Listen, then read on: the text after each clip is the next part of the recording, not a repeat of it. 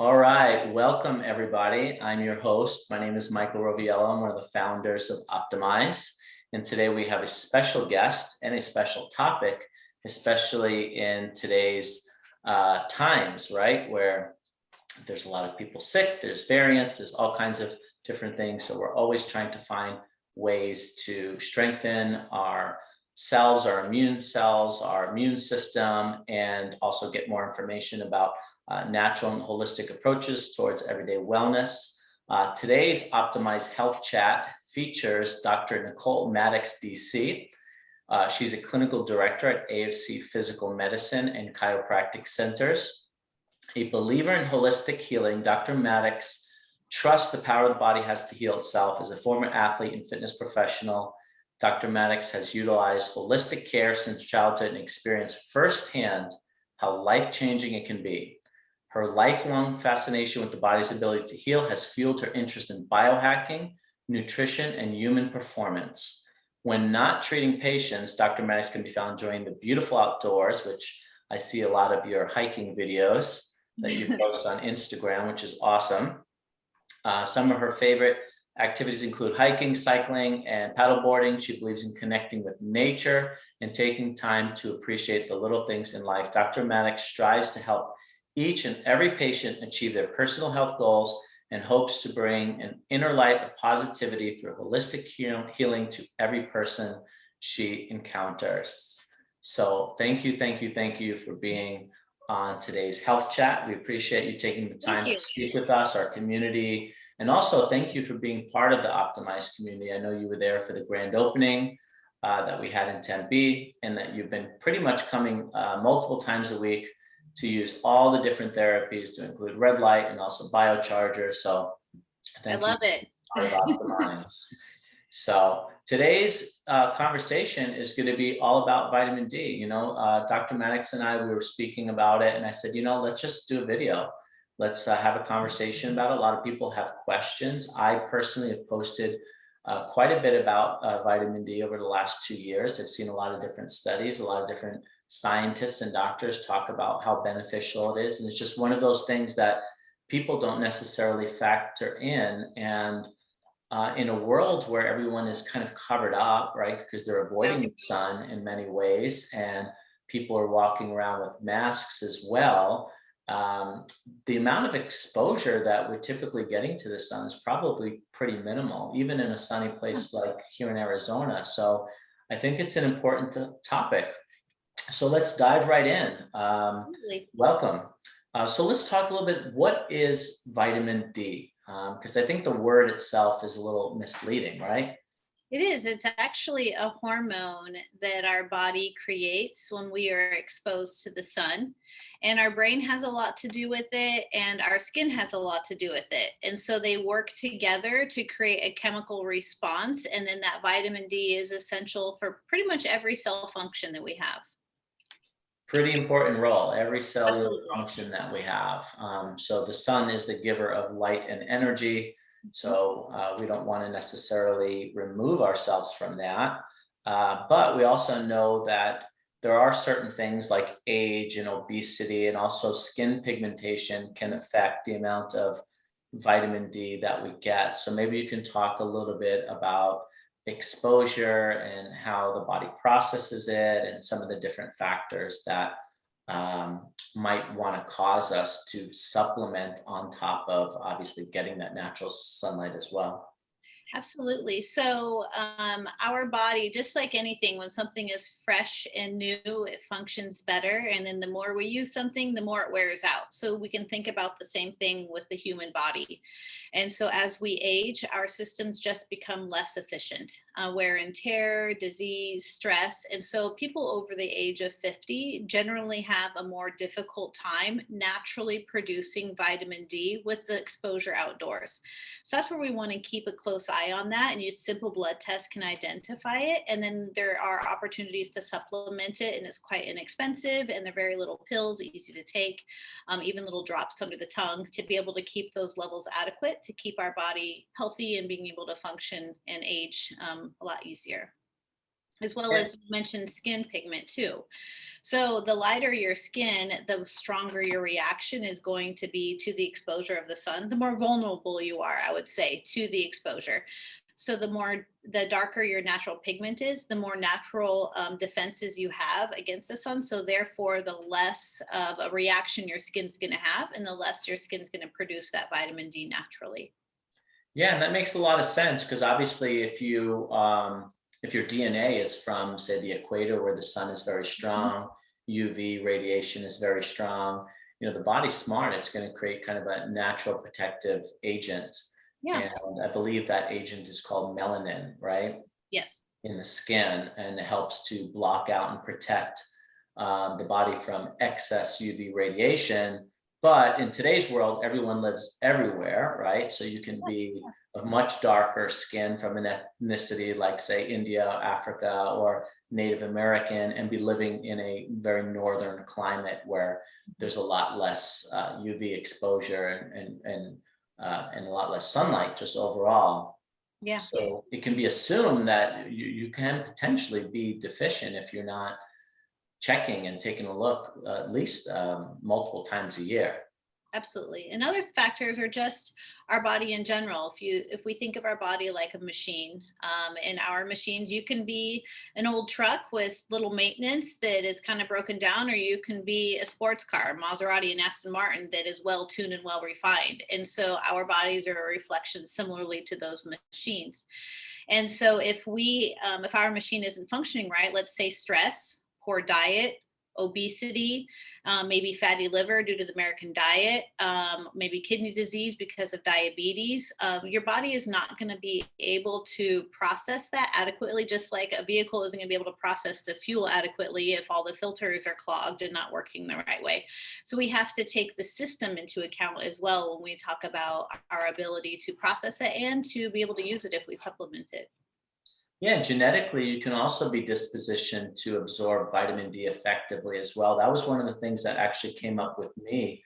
I did some DNA testing. I was very curious about it. I submitted it to Dr. Rhonda Patrick's website, and I found that a lot of the feedback that I got was essentially a deficiency in being able to synthesize vitamin D, which I was surprised by.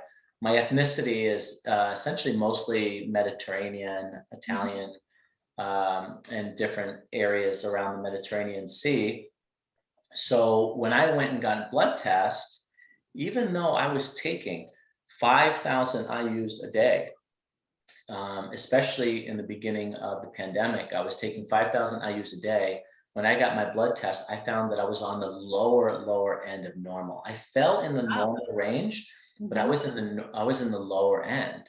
So for me, in order to kind of boost it and get it into, some of the feedback that I had saw from different doctors that were speaking out about the critical role of vitamin D was to kind of stay above this 50 nanogram per milliliter. um, I had to actually take a significant more amount. I actually was taking 15,000 every other day. And then my second blood test, actually, I fell into the 74 range. Okay. So it went literally from like low 30s to 74, which was really interesting. And my mom was very similar too, because my mom was taking 5,000 a day, and she's much older, and she was, dealing with some metabolic issues. And then sure enough, when she got her first blood test for vitamin D, she actually was still deficient. Wow. Yeah, and she was taking vitamin D daily. It's not like she was not supplementing at all, but she was getting very little sun exposure as well. So, yeah, just something to think about when it comes to vitamin D. So, like what I always tell people is get tested, like actually find out, don't guess. It's a really simple and inexpensive test. Did you feel any difference? Did you have a perceptual ability to tell when you were low or high, or did you feel kind of like the same person? It was Right? interesting that you say that because it's hard to always dial in like what's working, what's not when you're Yeah. using a variety of different therapies, when you're trying out different things, what's actually having a direct impact. But one of the things that I did notice that was very significant that I had no idea that there was a correlation Mhm. was my testosterone shot up. As my Mhm. vitamin D shot up in from the low 30s to I think yeah, it was high 70s or something along those lines in one of the tests that I got after I started to increase the dosage. I also noticed my testosterone shot up. And the funny thing is, shortly after that, I saw a video posted by Dr. Patrick about this correlation between testosterone and vitamin D as well. So it seems to play just such a significant role in so many different systems in the body. That's inflammation and cholesterol. They're both rooted from cholesterol, and testosterone is metabolized in your gut, and that has to do directly 80% of your gut's in your well, you have a significant amount of your immune system is gut related. And so if you have inflammation problems, you have gut problems. You have gut problems, you have testosterone transference problems. And if you have that, then it's going to affect it all. And it's both built on cholesterol. And so if your cells are inflamed and damaged, they're made from cholesterol. And so your body's stealing the cholesterol to rebuild those damaged cells. And testosterone is the last thing you need to worry about if you're trying to repair organ systems and try to fight off infections. Got it. Makes sense. So I want to talk a little bit about the role of vitamin D in immune function, because you're hearing a lot of conversations around boosting immunity, and obviously immune system has been this very large topic over the last couple of years. I mean, you barely heard about it, prior, unless you were kind of in the space of health and wellness and holistic health and all of that, biohacking. Mm-hmm. And now it's one of those conversations that are, really on the front of a lot of our minds is, what is our, where is our immune health? Where are we at? Are we healthy? Are we in a position to fight? So what is vitamin D? What role does it play in overall immune health? Well, it directly affects, again, the kind of the key word is inflammation. It comes down to that. If your body's on fire, your house is burning down. And so able to modulate inflammation is to be able to keep everything calm. And how do we keep everything calm? We keep everything happy. How do we keep it happy? We keep it balanced. And so vitamin D is one of those ubiquitous things like oxygen and like water that is essential for life. And so every single cell has a whole bunch of organelles that live inside. And those organelles each have their own little job. It comes same to the machine system. Like we have our vehicle, our body, and then we have our carburetor and our intake and manifold and the computer system. And so our cells are kind of like that. They each have their own little special function. And the vitamin D is like the portal of entry, the door that unlocks and locks its ability to communicate with the cell itself. And so if we don't have enough vitamin D, then we have whole parts of the cell that can't communicate with the rest of the cell and is unable to do its job adequately. And that creates injury. And so we have cells that aren't functioning properly. That's an injury in that area. And then our immune system is paying more attention to that inflammation and that dysfunction than it is to any pathogens or anything that's coming in and attacking us or trying to wear us down. So it's kind of a balanced system. If we have a happy cell, then we have cells that the immune system aren't paying attention to, and then therefore they can do their job elsewhere and keep us healthy. And it also has to do a lot with autophagy. So every cell has a programmed death based on like the telomeres on the end of the cell. Yeah. And some cells live, like our blood cells, live for 128 days. We have some cells like our bone cells that can live for 6 and 7 years. Each cell has their own lifespan. Liver, kidneys, our filtration systems have faster autophagies, and our non-filtration systems have longer ones. And so cancer is simply a cell that has too many nucleuses that doesn't ever die. So it's very important that our body has that programmed turn-off system, and vitamin D is essential for that cell to be able to do that, because we want young and healthy, well-functioning cells. We don't want old and tired ones that are able to get recycled into amino acids for us to regenerate into something else. And so vitamin D is very important for the programmed death of the cells, so that we can keep our cells healthy and functioning really well. That's fascinating, because a lot of people do fasting specifically for that reason, right? The autophagy, like you mentioned. So to have that programmed death is really critical, because otherwise the cells may be hanging around too long and doing their job, not as desired, maybe at a 20% effort or something of that line. Yeah, exactly. So if you think again, I know I reiterate and redundant, but back to the vehicle. If you leave your car parked in your garage and leave it turned on all night long, yeah, it's in a rested state because it's not running, but it still can't function. It can't cool off. It can't rest. And so it's the same thing from our body in a fasting standpoint. Our hormones are ever able to equilibrate and create that homeostasis if they're always, if dealing with everything we're putting into our bodies. And our food is just a lot more toxic, and our environment is a lot more toxic than it was even 50 years ago. So our immune system is trying to deal with all of those things coming in, and it doesn't have a chance to really rest and assess the function of our organ systems. And so it can't go in there and be like, poke, it's time for you to die so that I can use your amino acids to create this new cell over here.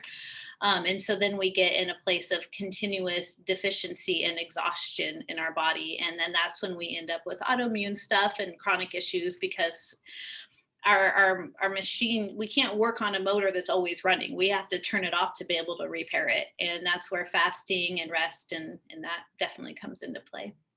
Yeah, and chronic illness, chronic disease is just so common today. You're hearing a lot more about autoimmune dysfunction. Hmm. Obviously, cancer seems to be increasing. You're just hearing a lot more people who obviously have some sort of cancer. So these are all like really good, simple preventative measures that can really help to keep the body in balance. Um, and really, the testing I just think is so important because it really varies from doctor to doctor. From my experience, I know that, when I was going through like the government healthcare system as an Hmm. ex-military, vitamin D was not something that they were looking at. That may have changed now, but it wasn't even something that they looked at. And when I started changing like where I was getting my medical care from, and I started to go to naturopathic doctors, a lot of the blood results were a lot more thorough, which was Yeah. really good because it helped me to really have a better diagnostics of like what's going on, what can potentially be wrong, what's going on with my hormones, what's going on with vitamin D. And it's really interesting too, is my sister, who's a nurse in New York City, um, and she recently got a blood test, and she was just kind of telling me about it. And I was like, oh, what's your vitamin D? Like, are you Hmm. deficient? Are you good? Yeah. And she's like, they didn't test for it. Yeah. I was so surprised to hear that because she's been on the front lines in her hospital dealing with a lot of sick patients. Um, and it's not even something that was tested. So It's let's. it's kind of a mindset thing. It's like you have to understand just the different.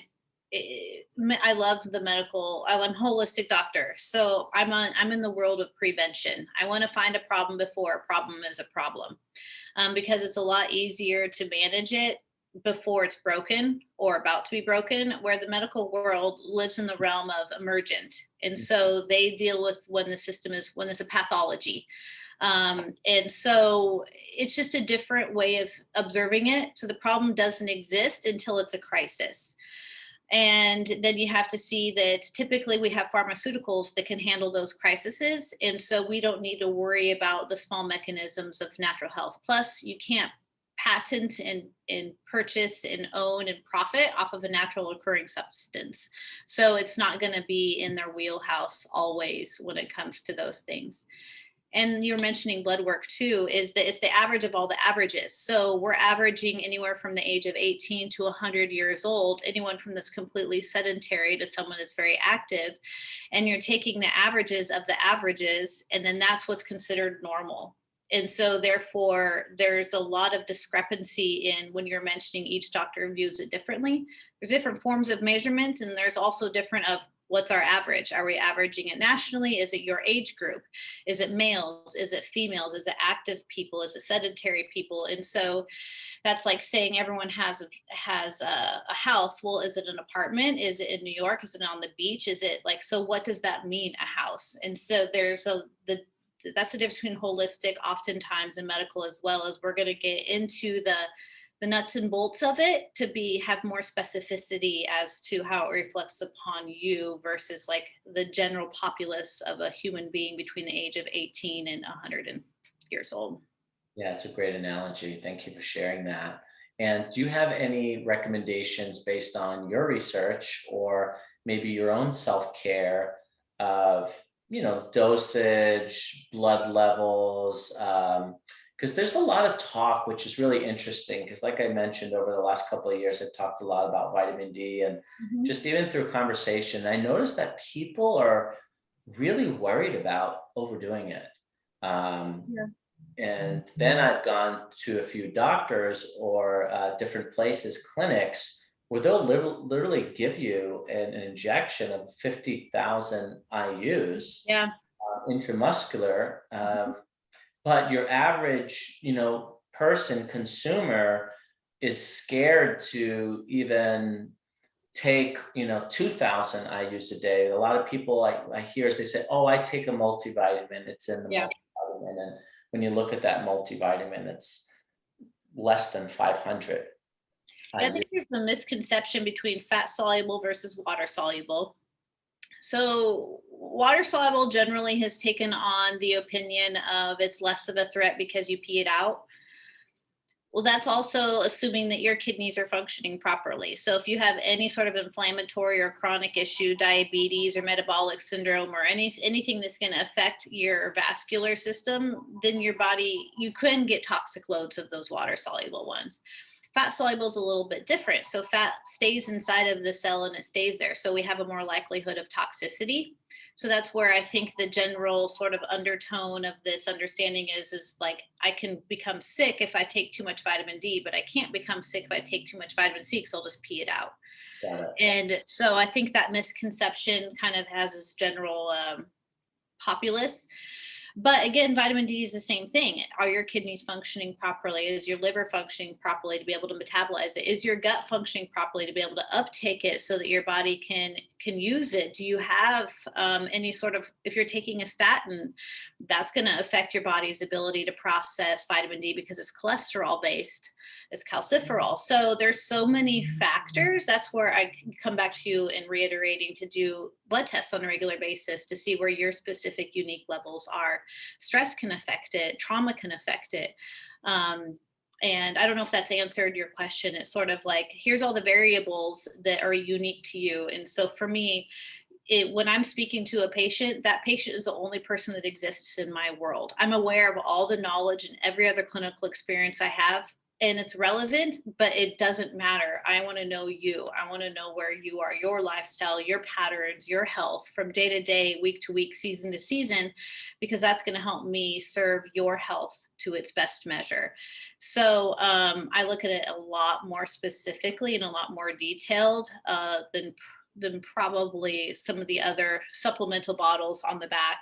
Of course. That is it even absorbable? Is it D1? Is it D2? Does it have K with it?